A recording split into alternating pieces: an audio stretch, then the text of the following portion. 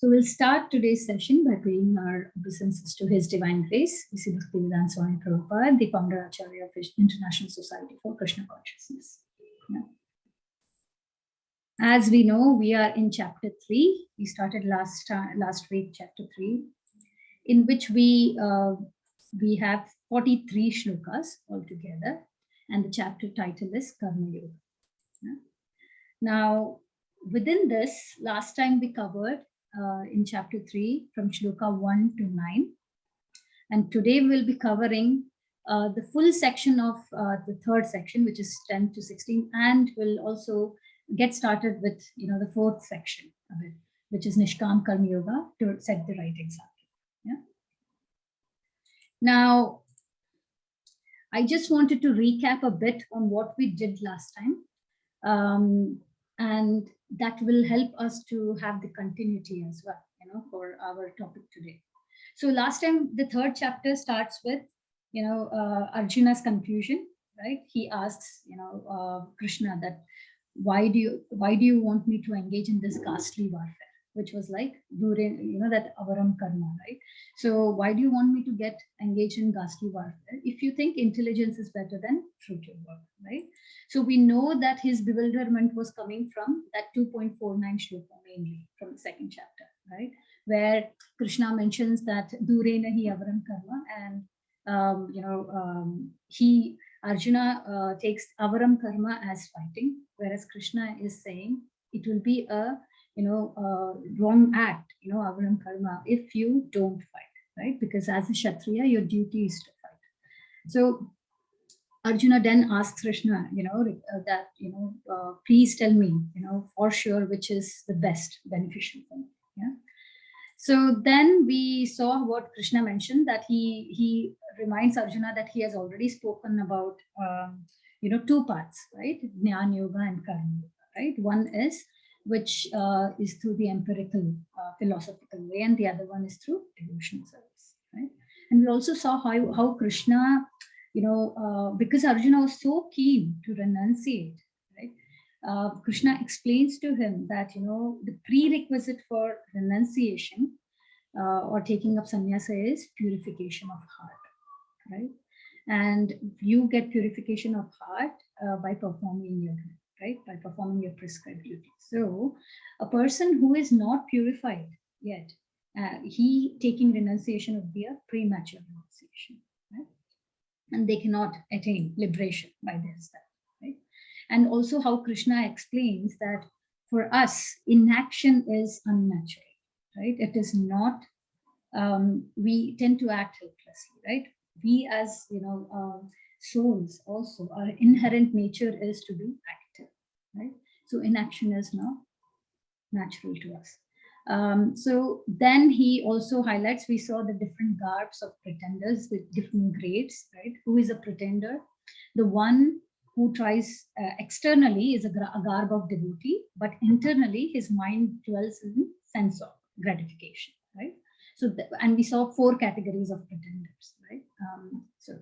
And the worst one is the one who shows something and is within something, and that person is called as a pretender. Yeah, and Krishna completely declines, right? And then we saw that Krishna compares, better than such pretender is a person, a sincere person, right? Who controls, who is able to control his active senses, and still does the activity, right? He's attached, right, to the results, but still, he is doing his duties, right? So that person is better than a pretender. And then Krishna also, then last two shlokas, we went through that, how action is so important. Krishna highlights again that performing our prescribed duty is, is the key thing, right? One cannot even maintain our own physical body without work, right? And then the last shloka, which was given for, recitation and memorization as well, which was 3.9. And this was, this is very important shloka where Krishna highlights, in 2.61, we saw that he uses the word matparaha, right? We went through several examples of that matparaha. That means completely dependent on Krishna, right? So in 3.9, he clearly, So he clearly defines that the sacrifice should be done for Vishnu, right? Only when we perform the sacrifices will be, will the bondage, it reduces, right? So it has sacrifices. If we perform, then that bondage loosens up, and basically we have to work for the satisfaction of Vishnu, right? Now, with that said, would any of you like to recite the 3.9 shloka, which was Yagnarthat Karanono Netru? Yeah, I can do that. Okay, यज्ञार्थात् कर्मणो अन्यत्र लोकोऽयं कर्मबन्धन तदर्थं कर्म कौन्तेय मुक्त संग समाचार. Thank you, Viswaji. Very nice. Thank you. Anybody else would like to recite?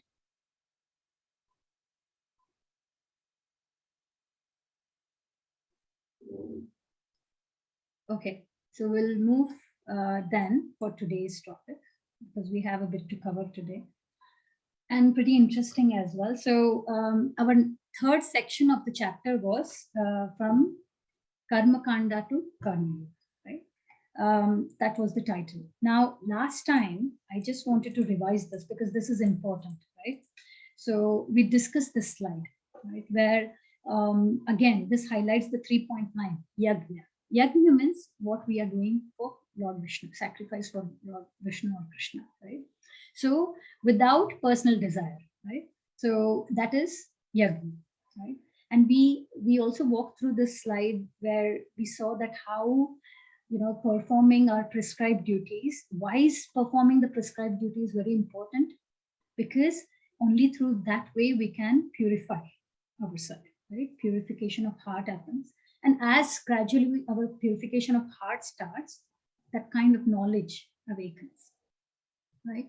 So Krishna clearly suggests here that, working for Krishna without results, yeah, that is what Arjuna should do rather than renunciating, right? So even if he has desire, still, he should perform his actions, his prescribed duties, rather than just giving up, right? So that was the base thing, right? So we will now with the yagna, yeah, which was 3.9, right? We will continue with the next shloka, which is 3.10. Yeah, this is the first shloka for today. So, Jyotiji, will you be able to recite the Sanskrit shloka in English? Yes.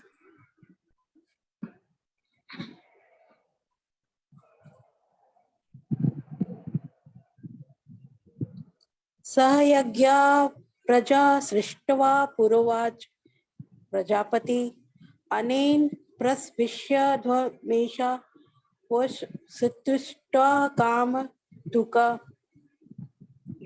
In the beginning of creation, the Lord of all creatures sent forth generation of men and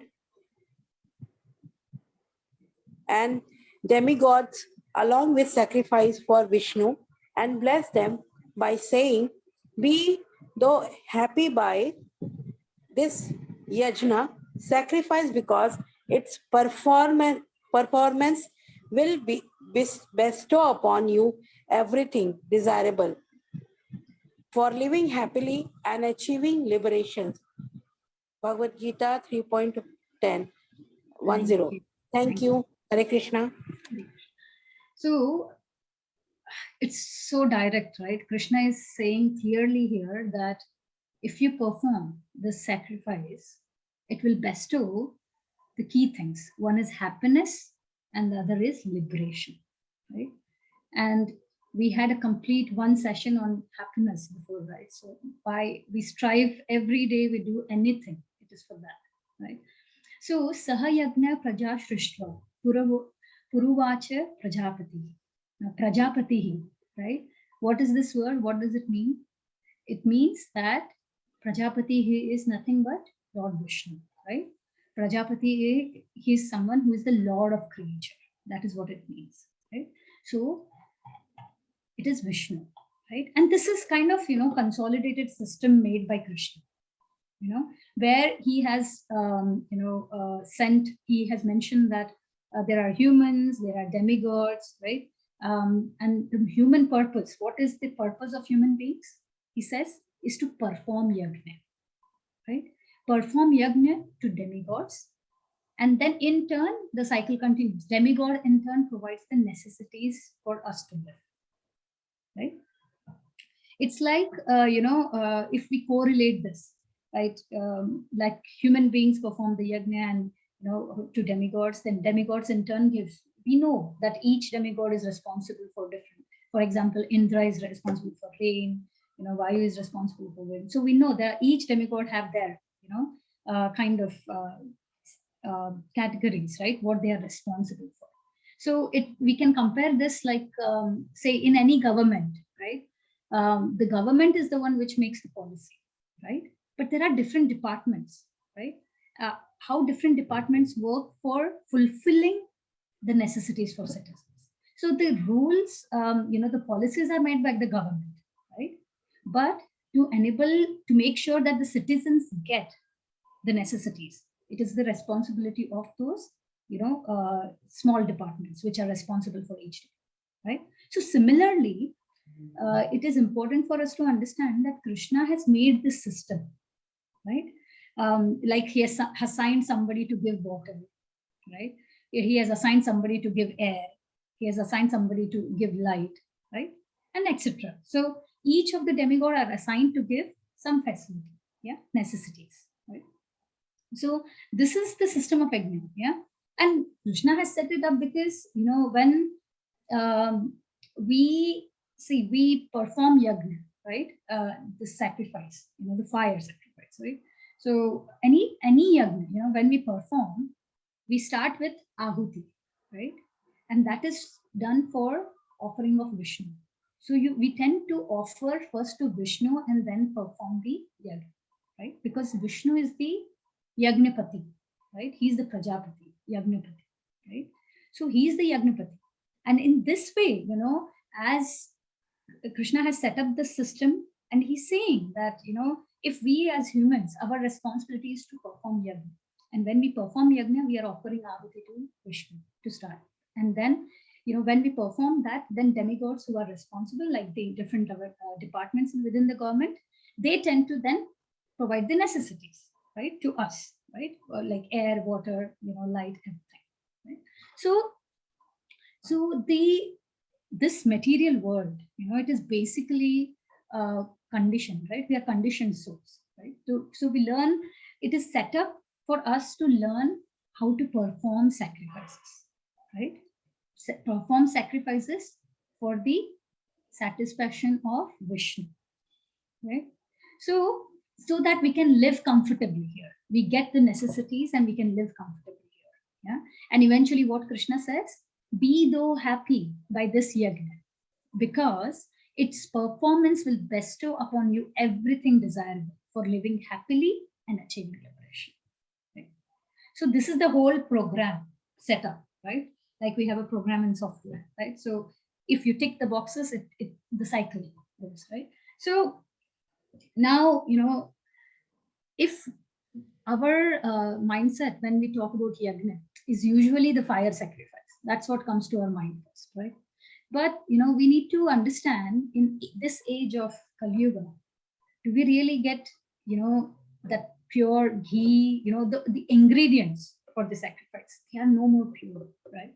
And what we learned also, from Kali Santrina, Upanishad and Bhagavatam, that can somebody tell that what is the yajna for Kali Yuga which we need to perform? We have done it quite a lot of time. Chanting mantra. Yes, exactly. So chanting is the Sankirta Yajna, is the yajna prescribed for Kali Yuga, right? So we need to, understand that this is kind of a system set up. If we perform our, yajna, prescribed yajna, then, it will eventually start, leading us to the ultimate happiness and liberation. Again, it is a gradual process, right? When we talk about purification of heart, it is not something which can come overnight, right? So it is a gradual process. And as we perform our chanting, reading, hearing, devotional practices, it will slowly, we will ourselves experience, right? We learned also in prior classes how spirituality is experiential, right? So that gradual tendency of purification of heart, we experience it, and that awakens the knowledge eventually, right? Now, to give a bit more insight on this, what is this? It is one universe, right? I think in one of the sessions, we did share the map, right? The spiritual world and the material world map. Yeah, I think it was in the initial 9 sections, and then when we started with the detailed Bhagavad-Gita as well. And we can revisit this if you are more interested in it. But for today, so this is how one universe looks. We can see that, we are here, right? Bhurloka. And we can see that there are further 6 higher planets, right? We are the middle planet, and then we have 7 lower planets, right? Now, we are talking about one full universe, right? Now, why has Krishna created this universe, right? And such universe, there are innumerable number of universes, right? I think, it's a different topic altogether, but it's mentioned in Bhagavatam clearly how Mahavishnu, the way when he inhales, breathes in, the universes get destroyed, and when he exhales, innumerable number of universes take place. Yeah, they come out, and how each universe, is we have Mahavishnu expanding as Garbhodaksha Vishnu within each universe, and from Garbhodaksha Vishnu comes Brahmaji, right, from the name. So now overall, this whole universe, what is the purpose of creation of this?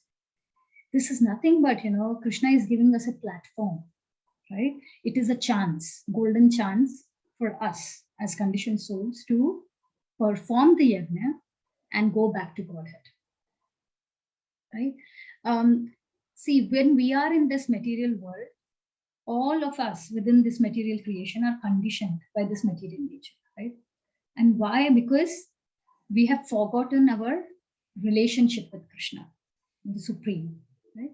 So, and that's why these Vedic principles, they are here. Yeah. Why are the Vedic principles given by Krishna as well? They are here for us to understand, to gradually uplift ourselves. We discussed how Vedas have different categories, which can address from karma kanda people to bhakti, right? So Vedic principles are basically for us to gradually upliftment, for us to understand eventually our eternal relationship, and this is, we can clearly see this, right? We also see in Bhagavad-Gita, 15th chapter, right, 15th shloka, where Krishna himself says that Vedeshcha sarver aham eva vedi. Yeah, so the Lord says that the purpose of overall Vedas is nothing but to understand him, that he is the Supreme, right? So overall, yajna, when we perform, what is the result? Krishna is saying in 3.10, we get happiness and get liberation. And what is, our yajna for Kali Yuga, right? It is also in Bhagavad-Gita, where we'll see Krishna saying this, that of all the sacrifices, he lists down, the top, in a shloka. Further, it will come in more further chapters, that he will list down what is the top thing, and he lists for sacrifices, he lists that of sacrifices and the chanting of the holy name, right? Yeah. So yajnanam japayo smi. Yeah. So that's what he says, that chanting is the topmost sacrifice. Okay. So with that said, now we'll just move a bit on touching on, the next part, which is 3.11 shloka, right? So Prasadji, will you be able to read this?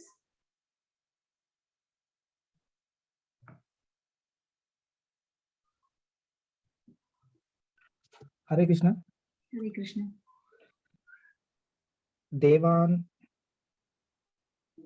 Bayatena te deva bayayantu va parasparam bayantu shreya parama avayapashyatha. The demigods being placed by sacrifice will also be please you, and thus by cooperation between men and demigods, prospectively will resign for all. Thank you. Thank you. Hare Krishna. So this is the continuation of the last cycle, right? That we perform sacrifice, then the demigods in return will give us the necessities, right? So Krishna is continuing. The demigods being pleased by these sacrifices will also please us. How? By providing the necessities, right? And thus, by cooperation between men and demigod, prosperity will reign for all, right? So like we have, I think I just mentioned, right? See, some yajnas are particularly meant to satisfy particular demigod, right? But even in doing so, we have to understand the key thing when we are talking about demigods here, that even in doing so, because Lord Vishnu is the Yagnapati, he is worshipped irrespective of what yagnas we do, right? So he's the chief beneficiary. Therefore, the ultimate satisfaction by performing these yagnas is satisfaction of the Yagnapati. Yeah, that is the chief purpose of all these yagnas. See, we have given a picture of tree here, right? So for a tree to grow healthy and flourish, what exactly you need to, where exactly you need to put the water? Can somebody tell me? Roots, ma'am. Right. So roots, right? So if we are, giving water to roots of the tree, we don't need to really go and put water in each branches and each, leaves or something like that, right? So we see in, it's mentioned, right, in our scriptures that there are 33 crore demigods in number, right?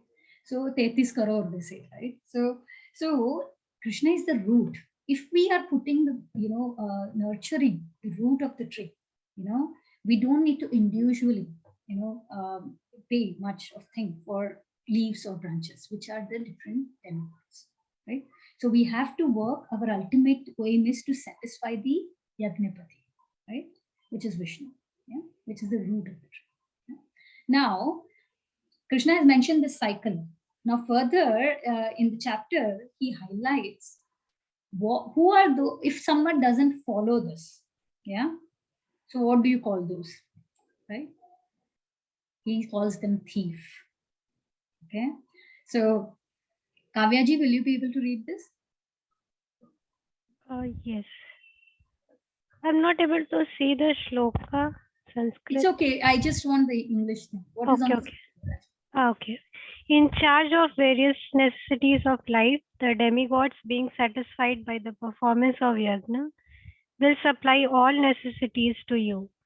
But he who enjoys such gifts without offering them to the demigods in return is certainly a Hare Krishna. Thank you. So it is very clear, right? So Krishna highlights here that demigods are meant for, they are in charge, right? They are authorized supplying agents on behalf of Krishna, right? So because they are authorized supplying agents, when we, request the right way by performing yajna, we are, provided with that facility, right? And this cycle, which Krishna just mentioned, right, that offering, performing yajna and demigods get satisfied and they in turn provide the necessity. Krishna highlights here, he who enjoys such necessities which are given by the demigods without offering them to the demigods in return is certainly a thief, right? So according to, different material qualities of person, yeah, or people, yeah, different type of yagnas are recommended, right? Some might want yagna for prosperity, some might want for children. So there are different reasons, right? Different types of yagnas, right? And worship of the different kind of demigods is also based on the same basis, right? Based on our individual different qualities, right? So, so for example, the meat eaters, they are recommended to worship Kali Mata, right? Sacrificing the animals, right? But for those, they are in the mode of ignorance. So it is a gradual upliftment that, perform the sacrifice and slowly you come up. So those are basically the category of people who are under the mode of ignorance.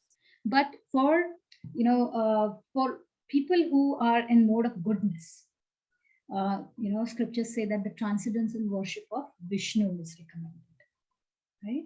So, see, ultimately, any kind of yajna, we have to be very clear that it is for our gradual upliftment, right? It is nothing but going stepwise. It's a gradual promotion, to reach to that transcendental position. Right? Now, if we forget the purpose of life, what was the purpose of life? Why Krishna created this universe? The purpose was so that we can perform yoga, right? Now, if we forget our main purpose of human life, and simply keep on taking and exploiting the resources provided, by these agents of Krishna, by demigods, for our sense gratification, then what happens is, why we become, Krishna is calling that person thief, but at the same time we get more and more entangled within this material existence. So repeated birth and death cycle, right? But we have to remember that is not the purpose of this creation. We have to first address the main purpose of the creation, right? It's like the example we gave during those 9 sessions. We have a mobile, and we are utilizing, the main purpose of the mobile is to communicate, right? But we are using, say, that mobile just for a calculator. That is not fulfilling the purpose, right? That is not the purpose of that mobile's creation, right? So we have to utilize, we have to remember the main purpose of this human life, what we have. That is the key.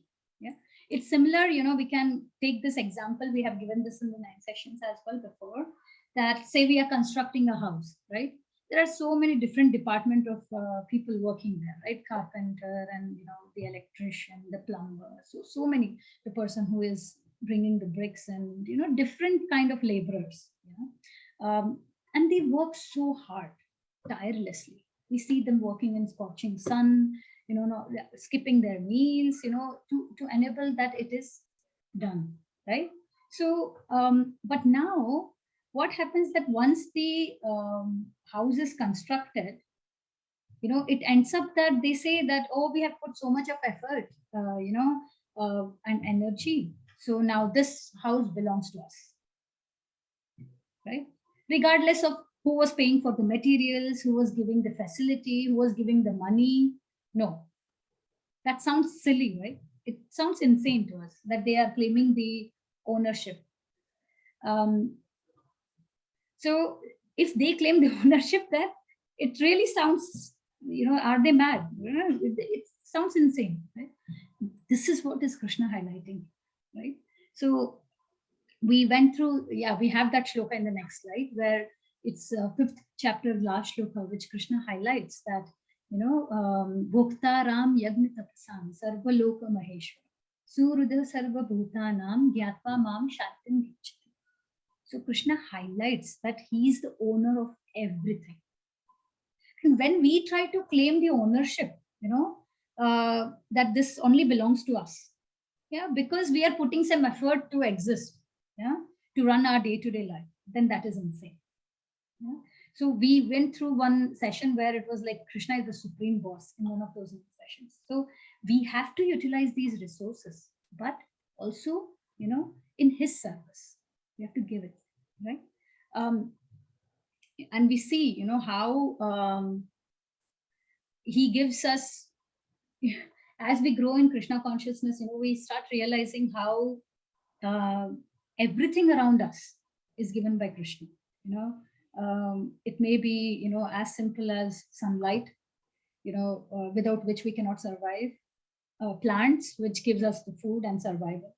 Water, air, all the materials which are made through our, through which our the house in which we live is constructed. Bricks, rocks, everything, right? So it's like a one-man army, right? He's a supreme boss. Why? Because he gives us everything, you know. So not like, you know, it's not like different grades in our company, where first level is level 1, then level 2, you know, and level 3. And what are we giving back to Krishna? You know, this water, what we get, you know, it is natural. We are not paying any tax on it, right? This light, what we are getting, we are not paying any extra tax on it. So even small things in our day-to-day life, we, you know, as we realize more and more, we realize that we are actually doing nothing. That kind of doership, ownership goes down, and we realize how we are actually nothing but, you know, not at all the boss. He is, right? So if we claim ownership on anything which is independent of Krishna, then it is surely a thief. Then it is sinful. Yeah. So this is what we need to remember, right? So, and this is the shloka which I was referring to. It is 5.29. Yeah, we'll go through it in further detail when we reach the 5th chapter. But it basically says the same thing what I just mentioned. That yeah, Krishna says here, you know, a person in full consciousness of me, knowing me to be the ultimate beneficiary of all sacrifices. He's highlighting here, he's the ultimate beneficiary of all sacrifices, right? And austerities. The supreme lord of all planets and demigod, and the benefactor and well-wisher of all living entities, attains peace from the pangs of material miseries. Yeah, I think this shloka clearly says that Krishna is the supreme controller, supreme proprietor, and supreme well-wisher. Nobody can think about us, you know, well as well-wisher much more than Krishna can, right?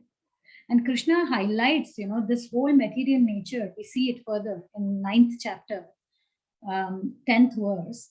He says, Maya dekshena prakriti. You know, he says clearly that this whole material nature is one of his energies, and it is working under his direction. Okay, so, and how can we overcome this material nature? You know, modes of material nature by surrendering to Krishna, right? So we need to have that gratitude back towards him. That's the key thing, you know, realization. Okay, with that said, we come to one of the most important shlokas, you know, of 3rd chapter, which is about prasada, right? So, Biswaji, will you be able to read it? Yes, Mata.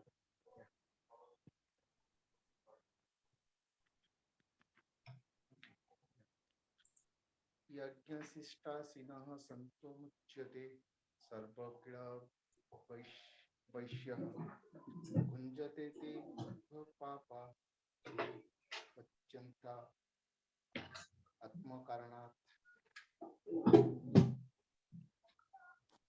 The devotees of the Lord are released from all kinds of sin because they eat food which is offered first for sacrifice.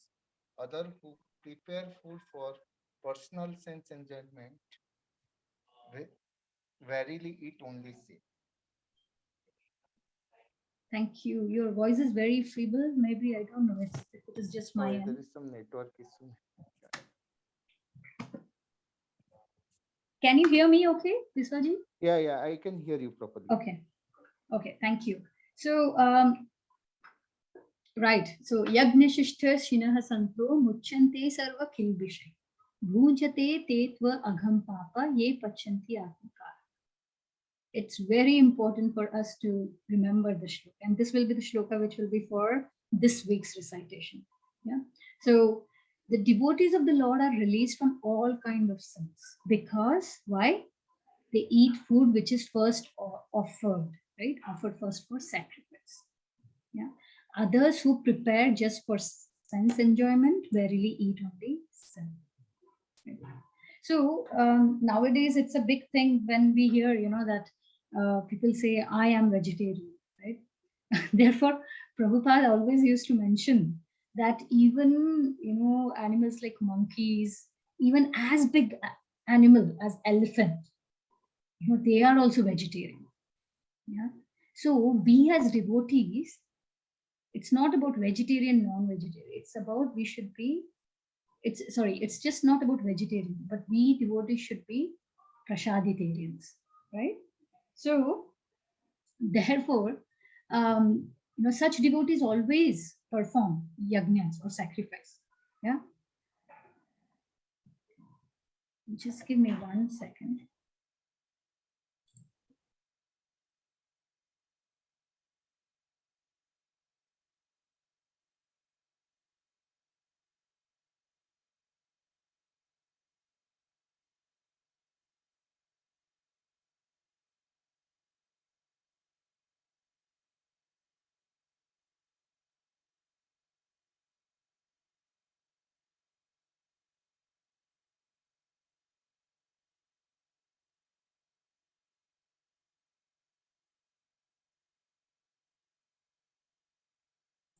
Sorry.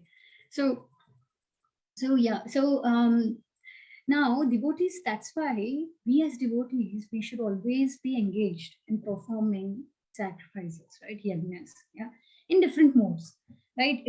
We read the 9 devotional service practices, right? That Shravanam, Kirtanam, Smaranam, Archanam, Parsevanam, right? So, which Prahlad Maharaj highlights, right, in Bhagavatam. So, these performances of yajnas, like chanting, reading, hearing, worshipping, praying, serving, yeah, these are the different limbs of devotional service, right? So we should always be engaged, and that will help us not to, contaminate, right, in this material world, right? There is in purport, Prabhupada has highlighted one of the shlokas from Chandogya Upanishad, right, which says like ahara shuddhau sattva shuddhihi sattva shuddhau dhruva smritihi smriti lambe sarva granthinam pipamoksha. So what that shloka is about is eating food which is offered to Krishna. Yeah, by eating that offered food, our memory gets sanctified. Our brain cells, they get sanctified, and once that gets sanctified, we get liberation. Right. So by performance of this yajna, one's eatables, become sanctified, right? And by eating sanctified foodstuff, yeah, one's very existence becomes sanctified, right? By the purification of existence, that finer tissue in the memory, that becomes sanctified. And when memory is sanctified, one can think of path of liberation. All these combined together, it leads to Krishna consciousness, right? And which is the most needed thing in today's society. We see that this is the main thing which is missing, right? The awareness, right? So the ultimate goal, right? So I would request you all to go through the purports. It might really give more, insight as well. Yeah. And related to this, we have picked up from purport this particular thing that Prabhupada highlights: who prepares food for self or sense gratification are not only thieves, but also the eaters of all kinds of sins. How can a person be happy if he is both a thief and sinful? It is not possible. And that's why Krishna says in 3.10, right? Sahar yagna praja shrashtva. So this performance of this yagna, sacrifice, right, for Krishna, it gives us, happiness and liberation. Right? So this is the cycle of sacrifice, which is given, which is shloka 14 and 15. And so all living bodies, the grains, right? The food grains. Let's start from, yeah. So Vedas, what do Vedas prescribe us? To perform our prescribed actions. Yeah? If we perform prescribed actions, as that is main prescribed action is performing the sacrifice, right? If the sacrifice is performed, then say for example we get rain, right? Demigods get satisfied, and they provide us the necessity, right? So with the necessities, what we get, like rain, sunlight, water. Yeah, we get food grains, right? And these food grains, right, it is for us as living entities. Yeah, it is a main necessity for us to survive. Now, this in turn, these food grains, when they are offered to Krishna, they should be offered to Krishna. And this completes the cycle of sacrifice. Right? Demigods in the purport, Prabhupada has mentioned that demigods are like different limbs of Krishna's body. Right? When Lord Krishna is worshipped, the demigods who are different limbs of body of the Lord are automatically worshipped. Right? Therefore, that is the key. Yeah. So the 14th and 15th shloka, the translation says like all living bodies subsist on food grains, and food grains are produced from rains. Rains are produced by performance of yagna, right? And then the yagna is born from where? Prescribed duties. Right? Regulated activities, regulated activities means our prescribed duties. These are prescribed in Vedas, it says. And the Vedas are directly manifested from whom? We go back in the cycle. So we are coming back, right? Vedas are directly manifested by Supreme Lord. Right? So consequently, Krishna is showing all pervading transcendences eternally situated in acts of sacrifice. Right? It's like, to give an example, COVID is still fresh in our minds, right? So if we see the vaccination, right? So, Kavyaji, will you be able to read this?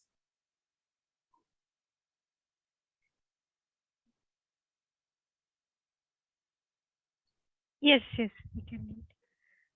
When there is an epidemic disease, an antiseptic vaccine protects a person from the attack of such an epidemic. Similarly, food offered to Lord Vishnu and then taken by us makes us sufficiently resistant to material affection, and one who is accustomed to this practice is called a devotee of the Lord. Therefore, a person in Krishna consciousness who eats only food offered to Krishna can counteract all the reactions of the past material infections, which are impediments to the progress of self realization. On the other hand, one who does not do so continues to increase the volume of sinful action, and this prepares the next body to resemble hogs and dogs to suffer the resultant reactions of all sins. Hare Krishna. Thank you. I think the purport, this is from purport, and it is pretty, very strong and straightforward for us to understand. So the food offered to God, prasadam, acts as vaccination to us, from this material, right? So yeah, so that's the piece there. And then moving further, so the next one is evam pravartitam chakram nanuvartayati hariha aghayur indriya ramo mogam partha sajivati. My dear Arjuna, one who does not follow in human life the cycle of sacrifice, thus established by the Vedas, certainly leads a life full of skill, living only for the satisfaction of the senses. Such a person lives in vain. Now, this is fully direct to what we just learned so far, right? It's like a gist that Krishna is very clear. If you don't follow the cycle of sacrifice prescribed in Vedas, then it is life full of sin. And then, because we'll be keeping on doing this sinful activity, we have to keep taking birth and birth and death cycle again and again to face the consequences of those sins, right? So practically, what is our quota? Yeah, this might be a bit, more on the practical grounds, right? Just we'll go through it quickly, but it is important for us to understand. So, for example, food. What kind of food as devotees we should have, right? Yeah. So vegetarian food, which is offered to God. Yeah. And we have to have offered food, right? Like I said, monkeys are also vegetarian, right? Prabhupada keeps saying that. So as devotees, we should make sure we eat prasadam, not to overeat, and we should have control, right? So then comes property. What we should, don't encroach upon others' property, knowing that everything belongs to God, right? So that would be sinful, right? Wealth, honorably earned wealth, a portion, 10% of which is offered to God's service. It's like a TDS, right? A transcendental devotional service. That's what we call it, the phrase, right? So, see, when we keep on saying that keep Krishna as the center of your life, right? It's important for us to understand how can we, right?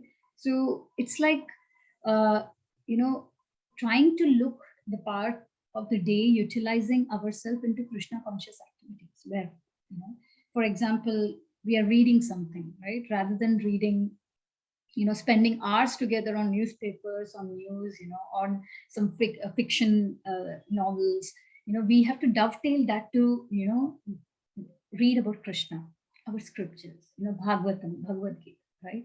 So that will make, like we just learned, that will help our finer tissues in the brain, right? The memory becomes this, so sanctified.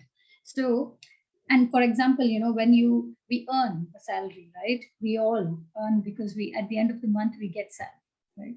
And when we get that salary, offering a portion, sacrifice is just not about, fire sacrifice or something else. It's also about, in 12th chapter, we'll see how Krishna gives different grades. He's so merciful that he gives different grades, first, at least, for a class of people, who are trying to get in, at least to learn the quality of sacrifice, of giving. Main thing is learning the art of giving something, right? Giving in part of donation, or giving in part of, maybe if you have something excess, realizing that and utilizing it for Krishna, right?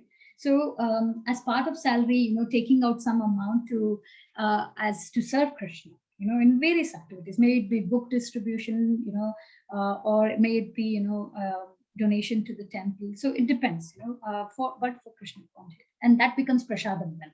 Like we offer some amount of food, and when, the rest of the food, what we have, becomes prasadam, right? Similarly with the wealth, right? Then work.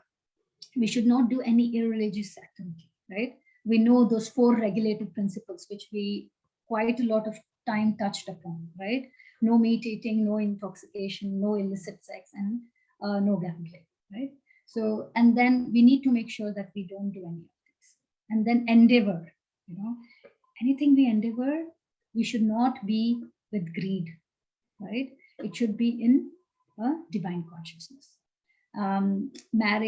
Spouse, marriage as per the religious principles and not having illicit relationship. Yeah. And then residence, yes, our house. We also saw in one of the session how we can convert, how Krishna converted the war field into a classroom, right? And similarly, how we can make our house a holy environment, right? So residence, it should be God-centered, clearly demarcate between luxury, it's like must have, and, nice to have, right? Must have are the basic necessities, and that's what we should look at. But when we come into the category of nice to have, then, the luxury pieces starts kicking in, right? So we should not be too greedy, right? Then position, yeah, remember that it is offered by Krishna. Use it to serve others. Don't indulge in politics, increasing influence, power, and followers. You see, we think we are the doers, and we'll learn, very soon in coming chapters that we are actually not the only doers. It's our mentality that if I do this, this will happen, right? We feel we are the doers, but we are just one of the doers, and we'll learn that further, right? Sleeping, yeah, restricted. Don't be too lazy. Sleeping extensively. Then domination, not indulging in, animal slaughter or abortion. These are heinous activities. Right? Recreation, yeah. So avoiding, again, like for reading, avoiding something more materialistic, like movies and all of that. But dovetailing that, again, how to keep Krishna in center? Dovetailing that by doing some Krishna. We can watch, if we like to watch, we can watch so many, we can watch about, devotees, great devotees like Prabhupada. We can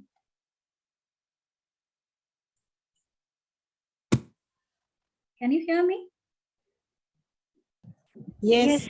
Okay, sorry, I got a notification that I got blocked off. Okay, yeah. So, we can watch about our famous acharyas, their stories, life stories, and that will also motivate us and dovetail it, right? So, yeah, and sports not to, again, self-centric, but it should not be self-centric or to show off, but rather to attract people, right? Sorry, not to attract people, but rather to keep ourselves healthy so that we can continue our spiritual life, the right way. Right? So, walk, quickly, I think when we spoke about Nishkam Karma Yoga, which is not attached to the results. So what work do we do? I do God work. What do you do with fruits of your actions? We offer it to God. How do we do it? We do it with dedication, sincerity, and commitment, right? This is the key, and consistency. So what is your identity? What is our identity? We have to always remember that we are the servant of God. Right? What do you expect from work? From our prescribed duties, to please God and mainly to purify our heart internally, right? So with that said, we covered that section, and I will need maybe a 15 or 20 minutes more just to, we will not be completing this section. We'll just do the starting 4 shlokas of this section, where Krishna highlights, Nishkam Karma Yoga. He has highlighted so far that perform Nishkam Karma Yoga, right? So, and, we will see the category of people where he says that, for Arjuna, for example, he's saying, even if you are qualified to renunciate, but still you should not. Why? So that you can set the right example. Right? So, Prasadji, will you be able to read the English translation here? Yes, ma'am. Hare Krishna. One who is in full knowledge doesn't have the material desire or attachment. So he does not need to do prescribed duties for his purification. Still, he performs the obligatory duties prescribed by the scriptures, setting and examples for those who are less knowledgeable. Thank you.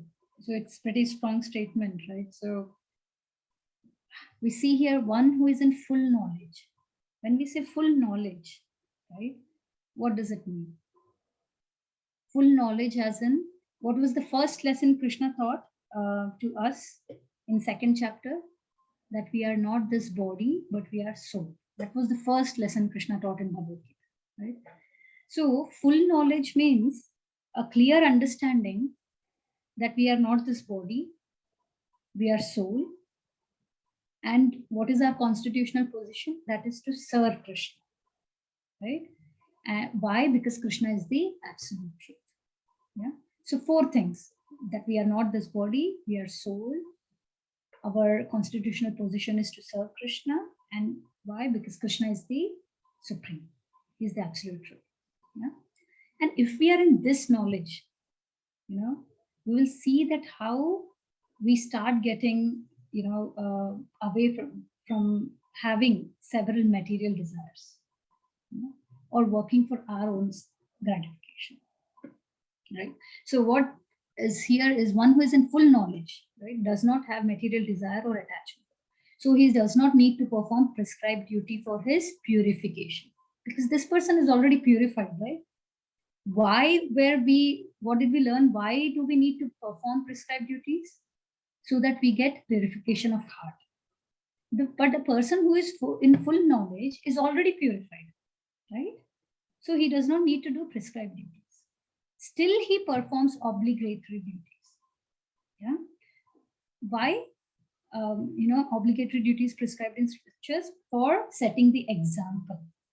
Setting example for whom? For people like us who are less knowledgeable, right? To teach us, to set that in front of us. And for, on this lines, we have this shloka of 3.17, which highlights that a self-realized person or a person who is in full knowledge has no duty, right? So,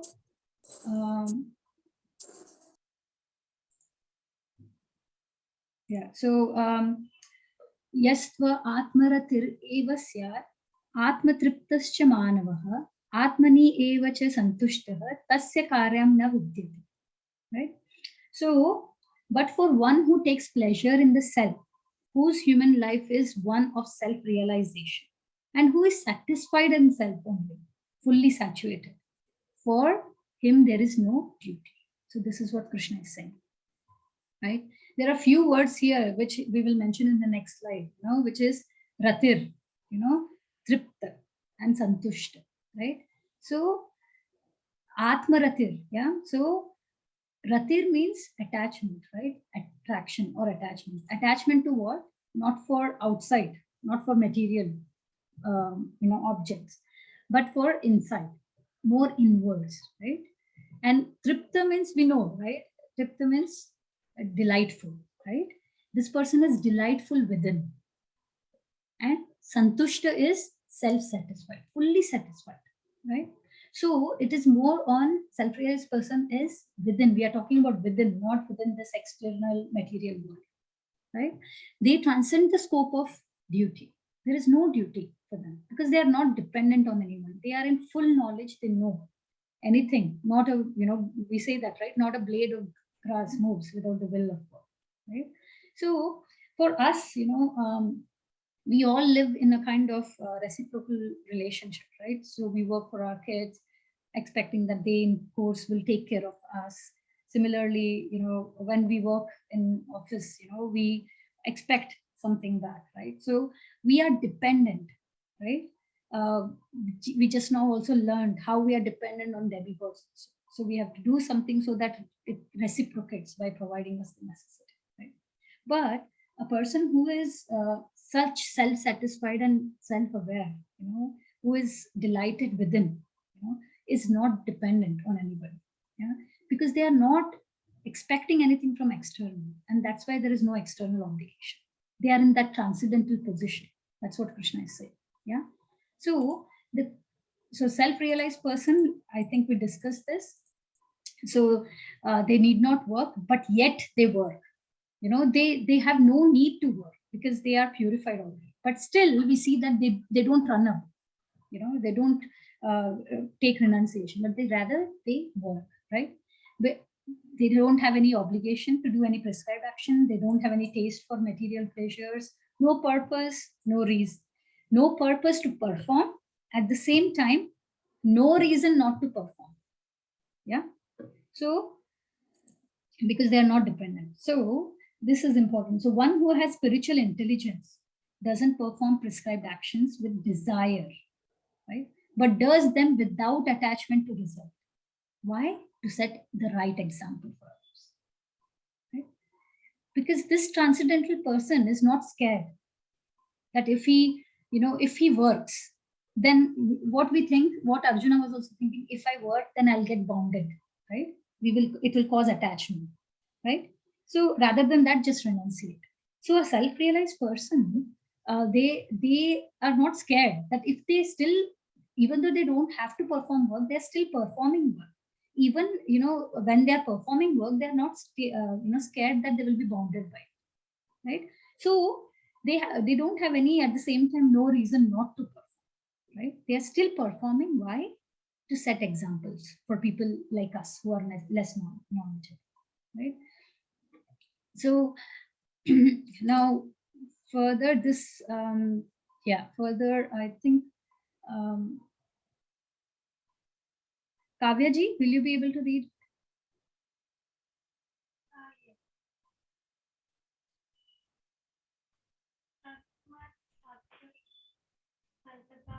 I think you're speaking out, but I cannot hear you. Oh, am I audible now? Now, yeah, now. Okay. Tasmad aksata santatam karyam karma samachar asakto hai charn karm parmanopti purusha. Therefore, without being attached to the fruits of activities, one should act as a matter of duty For by working without attachment, one attains the Supreme. Hare Krishna. Thank you. So, tasmad asaktah satatam. Asakta means detached, not attached. Okay. And tasmat means therefore. So, and satatam means always. Right. So, tasmad asaktah satatam. Therefore, one who is always detached. Right. Karyam karma samachara. Karyam is duty. Right. Karma is work. Samachara is perform. So someone who performs always, work, prescribed work, with detachment, right? Asakto hi acharan karma, param apnoti purusha, right? He will attain the supreme, param apnoti purusha, right? So if we do our obligatory duties with detachment to what? To this material world, right? Detachment to material world and attachment to, if we are detachment to material world and attachment to Krishna, right? Then it will lead us to Krishna. Yeah? So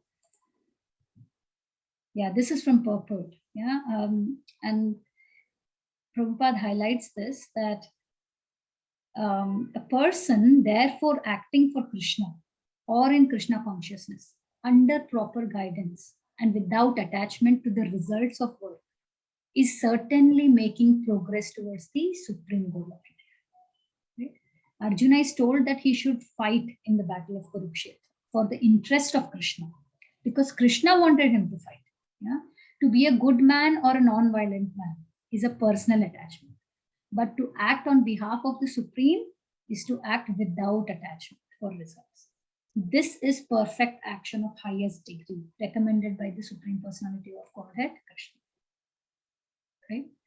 So, I think Prabhupada is a standing example for this, right? So, we also learned in our sessions that, the good man or a bad man, right? A good act or a bad act, right? We cannot determine that by just looking at that, like shooting, right? Just by looking at someone shooting, we cannot determine whether it's good or bad. It's not the activity, it's the thought process behind that activity, right? The consciousness behind that activity, which determines whether it is a good act or bad, right? If it is a consciousness of a shooter who are saving, like a soldier, then it is a good act. But if it is the same from a terrorist, then it is a bad. Similarly, we saw, examples when it comes to charity also, right? So when I talk just about the word charity, we cannot determine whether it is a good thing or a bad thing, because it can be a charity to a temple or charity to a terrorist organization, right? So it is the consciousness which determines that, right? So when we have to act on behalf of Supreme, we should not be attached to the results. That's what we are saying here, right? So yeah, so with that, we will move. I'm conscious of time, so just a couple of more shlokas now to go. So the next shloka is, Krishna provides example of such a person as well to Arjuna, right? He explained so far that, such self-realized person, they need not do any, they don't have any duty, right? But still they do it. Why? To set the right example, right? Now this shloka, karmanaiva hi samsiddham आस्थिता जनकादयः लोकसंग्राहम् एवापि सम्पश्यन् कर्तुम् अर्हसि. So kings such as Janaka attained perfection solely by performance of prescribed duties. Therefore, just for the sake of educating the people in general, you should perform your work. So Krishna is telling that to Arjuna. Yeah? Although that, one who is situated in Krishna consciousness, they may not have interest in this material world, right? Because they are in full knowledge. Yeah. But he still, need to work. That's what Krishna is saying. Why? To show to the public as how to live a Krishna consciousness life and how to act in a Krishna consciousness, right? And when people see that, right, setting examples, so experienced persons in Krishna consciousness can act in such a way that others will follow. They get influenced and they can understand the real goal, right? So, and this we see in next shloka, yad yad acharati shreshta. When Krishna is taking the example here of Janakadaya, Janak Maharaj. Who was Janak Maharaj? Does anyone know? Mata Sita, father. Thank you. Yeah. So Sita Mata's father, right? So Krishna is giving him as an example, right? So we cannot think that we tend to find leeways for ourselves, right? We think that Janak Maharaj's life was very easy, right? They were kings, what is difficulty in there, so they could perform Krishna conscious activity. So sometimes we think that, the world we are in this whole professional culture or, personal culture, we feel that we are undergoing the most difficult life, right? That is our mindset, right? And when we really analyze it, that really, if we sit back and we think with a calm mind, that is being, an IT professional or a research professional or, a mother, a wife, is that really, more difficult, or something like Kurukshetra war, right? Or being a king of a kingdom like King Janaka or King Yudhishthira, is that more difficult? They would face every day different challenges, right? And they have to work in that leadership position to fulfill that, right? So that mindset that they could do it because, it was easy for them, they had the powers and everything, but they had to be always available, right? In the situations of difficulty for their whole kingdom. And, for them, even after having that all luxury, still setting up that example in itself, so not developing that greed, which we guys, we develop very easily. So it is not, we have to understand that it is, not definitely, we are nothing. Our difficult life is nothing in front of those, top leaders, right? So, and this is what Krishna highlights. This is a very important shloka, that common men follow a great person. And this will be the last shloka we'll cover today, right? So I think, Jyoti ji, I think we lost you in between. So do you want to read this? Yes. Yadhadacharati shresthatha devotaro jana sayat pramada kurte lokastha danu vartate. Whatever action a great man performs, common men follow. And whatever standards he sets by exemplary acts, all the world pursues. Bhagavad-Gita 3.21. Thank you. So Krishna is saying yat yat acharati shreshtas. So acharati means acharan, right? How a great leader behaves, right? What he does. Shreshtas is a respectable leader, the shresht of that. Right? Tat evetaro janha. That is how the common man, common man, will certainly follow. Evetaro means certainly, the common man. Yeah. Sa yat pramanam kurute. Yeah. So pramanam means example. Yeah. So sa yat. So whoever sets that example, kurute means performs. Such a lokas tad anuvartate. Yeah. All the world will follow that footsteps. So this is important for us to digest as well, because it's very clear that we went through this during the second chapter, right? When or first chapter, when Arjuna was giving the reason of compassion, right? So each of us, we are also in a leadership position on our own, right? We are, say, as parents, we are looked upon by our children, maybe parents, teachers in our professional life, all these political leaders who are. So it is very important that to understand that whatever we perform, yeah, if we are in that position, we need to make sure, the children from us, they we say, right, they don't hear by words, right? They hear more effectively when they see us doing things, right? When they see an example in front of them doing, rather than just saying, it's like you cannot just tell them you have to chant, right? It is good no matter how much you say, it does register, but not to the extent when they see you yourself holding the mala bag and chant, right? So whatever action a great man performs, common man follows. Of course, here we are talking about leadership position and respectable leaders, but we have to understand that in our day-to-day life, we also need to set those examples, in whatever position we are, right? So the world will follow that. And in further shlokas, which we'll cover next week, we'll see how Krishna himself, also says that, I myself being the supreme, did I have any duties to perform? Does Krishna have any prescribed duties? No. He has set the whole world up, right? But still, he performs. Why? Because he's a great, he's supreme. So whatever he performs, the common men will follow, right? So, so Lord Chaitanya said that a teacher should behave properly before he begins teaching.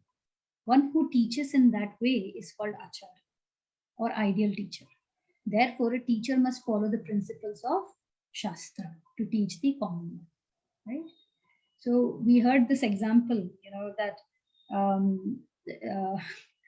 there was a mother who took her child to the child's teacher and asked the teacher to ask her son, to tell her son, the son doesn't listen to me, so you please tell him that, he should stop eating excess sweets, right? Stop eating sweets, basically, because it's not turning out good for his health, right? Now the teacher asked the mother to come back after 1 week. The teacher did not say anything to the son, to the child. And after 1 week, when the mother came back, the teacher told the child that, don't eat sweets. It's not good for your health. And she made him understand. So then the mother asked the teacher, if you had to say, these sentences, you would have told it last week itself. Why this week? Then the teacher says that, until last week, I myself was eating excess of sweets. So how can I say, anybody else? First I should start following. So she had quit the sweets, and then she asked the child, right? So it is very important for, that's why, that reminds me from this, what Lord Chaitanya is saying here, that first, we should set the example of that practice, and then, we can, communicate that to further and ask, right? So, yeah, and with that, I think, we need to remember that our base should be, not on a material platform, right? Because in today's world, we see how when we see something done by others, like somebody getting a bid, we visiting a friend's house, they get a big TV, we consider that as advancement, right? It may be hi-fi mobiles, electronics, a big fat wedding, anything, So we are trying to, the way the thing are spreading is we are trying to follow, right? And imitate, right? To have that social thing on our own self, right? To show off, right? So we need to make sure that our inspirations in life, our examples, we should have the right model in front of us, right? Our base should be, after knowing spirituality, and after what we are going through Gita, we have to have a thorough understanding that our base should be more on the permanent grounds, not on temporary, which is this material, right? So we should have our role models more from our scriptures, right? Right, like Krishna said, Janak Maharaj or Krishna himself, right? And also devotees like Hanumanji, right? So we should always remember that, never forget why Krishna created this universe, right? To perform sacrifice, not to imitate others in material world for prosperity, right? So, so yeah, that should be, it should be more, it should not be self-centered overall, right? And this is the last slide for today. It says, this is from the purport. The Srimad Bhagavatam also affirms that one should follow in the footsteps of great devotees, and that is the way of progress on the path of spiritual realization.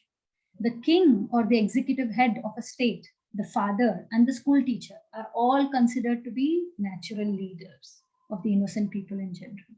All such natural leaders have a great responsibility to their dependents. Therefore, they must be conversant with standard books of moral and spiritual codes. This is what we discussed, right? Each one of us are in that, leadership position, right? So, and it's this is what we need to, demonstrate, right? It's more of demonstration, right? And in one of Chaitanya Charan's Prabhu's lecture, there was a statement, which says that the power of example is much more greater than the example of power, right? So the power of example, what you see, right? What you is much more greater than the example of power. Just giving an example, that person did this. No. If we see the power of becoming inspired and to follow the footstep, we get that when we see, that is the power of an example in front of us, rather than just hearing an example of a powerful person, right?